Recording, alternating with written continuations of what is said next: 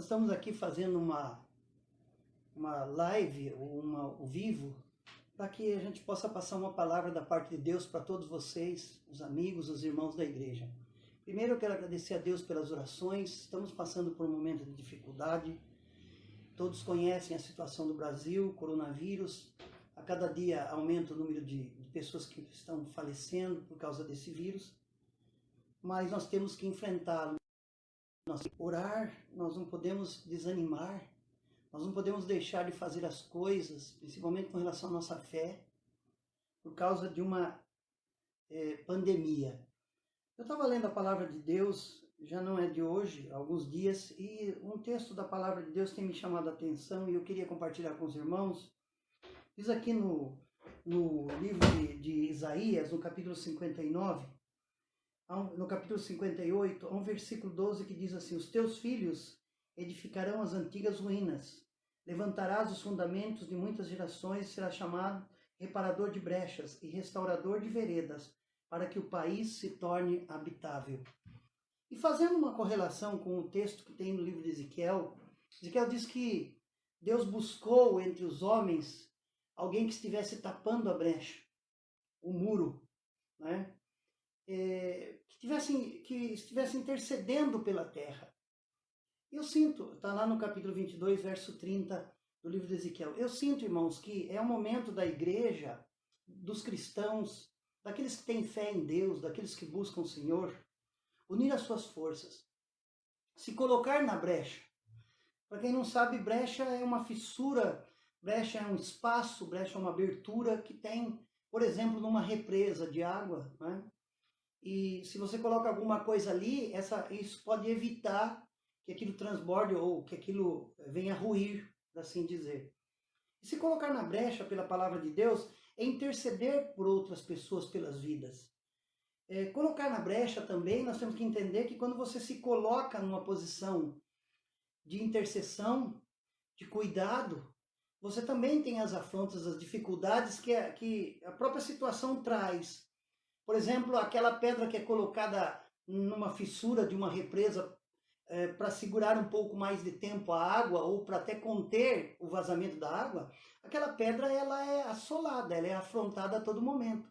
Então, se aquela pedra não estiver bem fixada, certamente ela vai escapar dali e não vai servir. Então, é hora da gente estar servindo ao Senhor, firmado na rocha, firmado com fé. A gente ouve muita coisa, fala de um jeito, vem um médico e fala de outro, todo mundo parece que é técnico, todo mundo entende de tudo.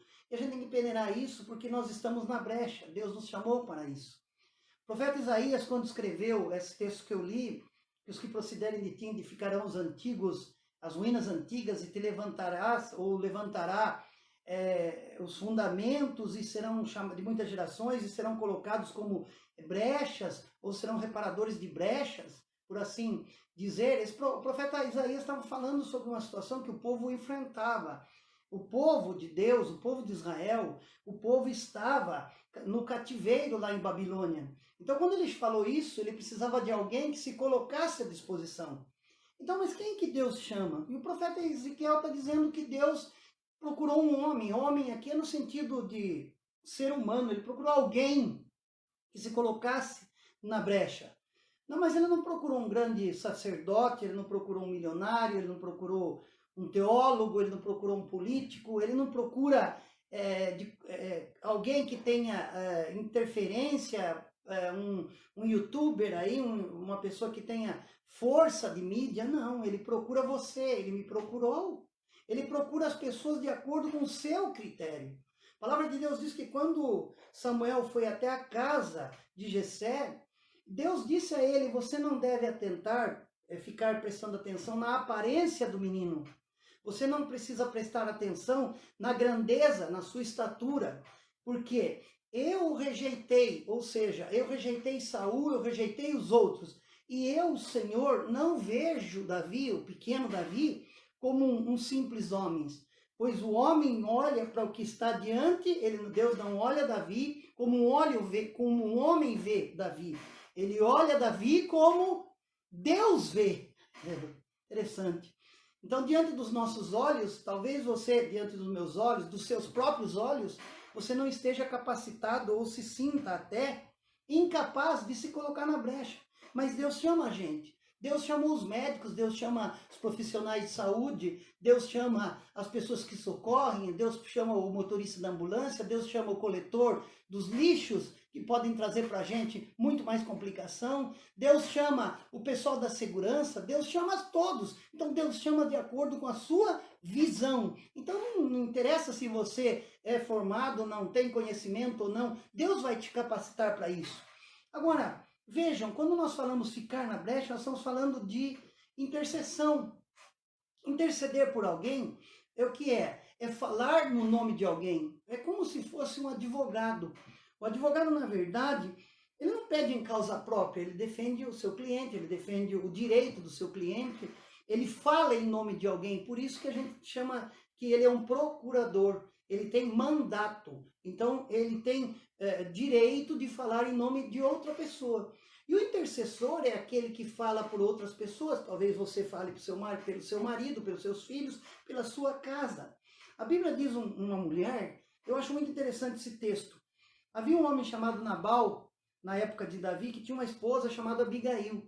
É interessante quando Davi nem era rei nessa época, Davi vai até Nabal para procurar uma ajuda de Nabal. Nabal era um homem influente, rico, muito rico, e ele foi lá e pediu para que Nabal sustentasse os seus soldados, que ajudassem na alimentação dos seus soldados. E o que Nabal faz? Diz para Davi que não pode, que não tem condições. Davi manda, quando Davi fica sabendo disso, Davi ficou irado. Davi disse, eu vou destruir, eu vou matar Nabal, porque eu ajudei ele tanto e agora é a vez dele me ajudar, ele é um ingrato. Nisso, quando Abigail fica sabendo, ela corre até onde está Davi. E ela vai até Davi e intercede pelo seu marido. Ela leva comida para os soldados e diz, Davi, pense duas vezes, meu marido está lá, ele é muito sovina, ele é assim mesmo e tal, e intercede. E quebranta o coração de Davi. E aí o que Davi faz? Davi, ao invés de falar, não, eu vou lá, vou fazer o que eu tenho que fazer, não. Davi diz, Abigail, você foi usada por Deus. Você intercedeu pela vida de Nabal e por mim também, porque eu ia cometer uma besteira. Eu ia cometer um homicídio. Eu ia matar Nabal. Vejam, então Deus livrou, através da vida de Abigail, Deus livrou a vida do seu marido Nabal e também livrou Davi de cometer um homicídio, melhor dizendo. E a Bíblia diz também, muitas pessoas que ficaram na intercessão, que entraram na brecha, que se colocaram à disposição de Deus. Vejam que Deus permite que uma menina de Samaria vá até a casa de Naamã, um homem que tinha lepra. E essa menina, vendo a situação do seu senhor, ela diz à sua senhora, olha, se ele estivesse lá em Samaria, ela tem um profeta que poderia interceder por ele. E todo mundo sabe o que aconteceu com Naamã. Naamã acabou sendo liberto pela intercessão. Teve todo aquele trâmite, toda aquela história dos rios, toda aquela história de obediência, os 7 mergulhos. Não é aí que eu quero entrar. Eu quero entrar que é aquela menina, mesmo não tendo nem o nome dela na Bíblia, é anônimo. Porque é muito bom fazer alguma coisa e a gente ficar sabendo que a gente fez, para a gente colocar no outdoor, para a gente colocar na mídia. Não é assim que as pessoas fazem.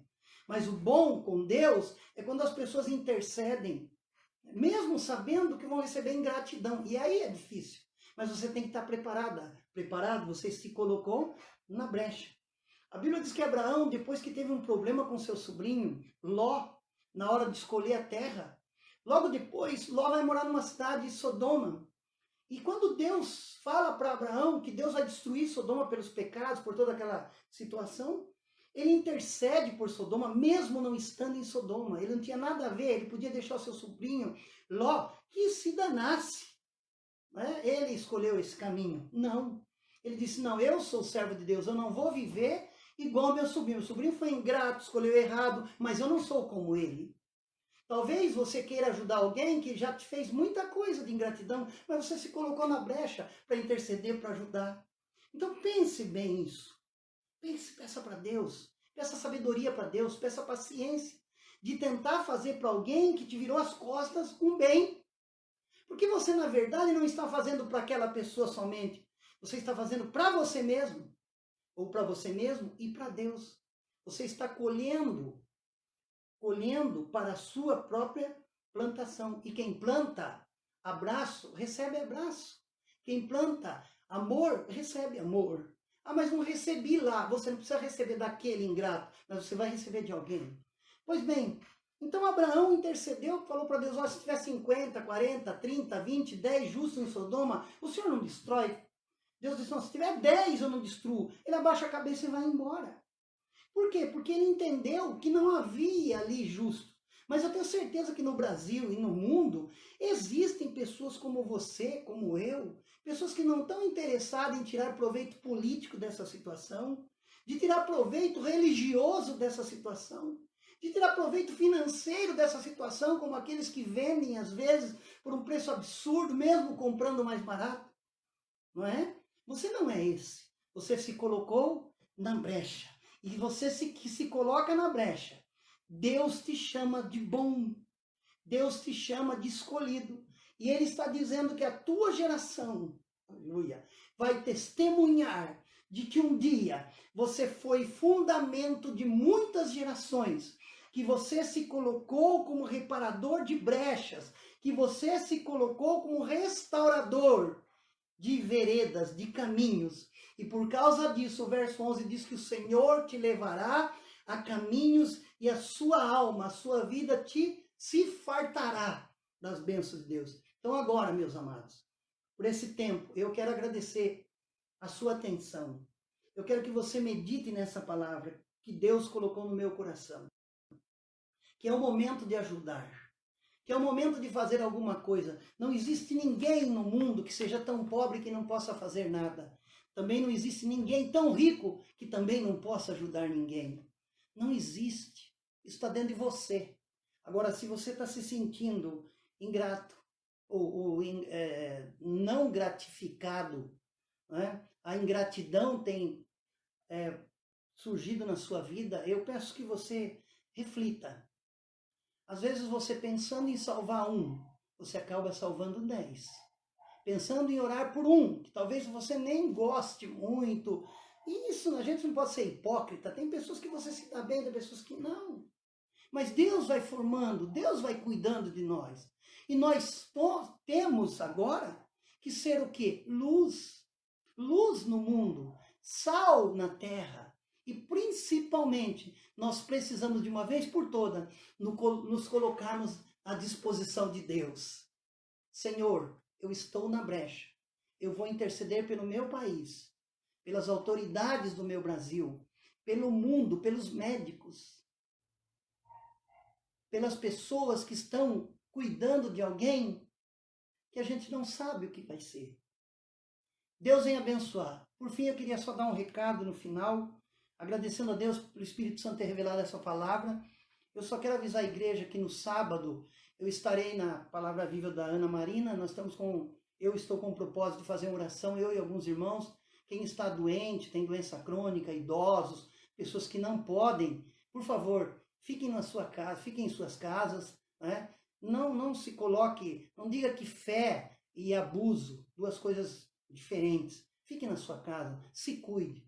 Nós estaremos orando e nós não vamos parar de orar, porque eu sei que o Brasil ainda vai testemunhar que por causa de você, por causa de mim, graças a Deus, aleluia, o Brasil será conhecido no mundo como o país em que o coronavírus não derrotou, como o país que foi um exemplo para todas as nações de fé, de esperança e principalmente de amor.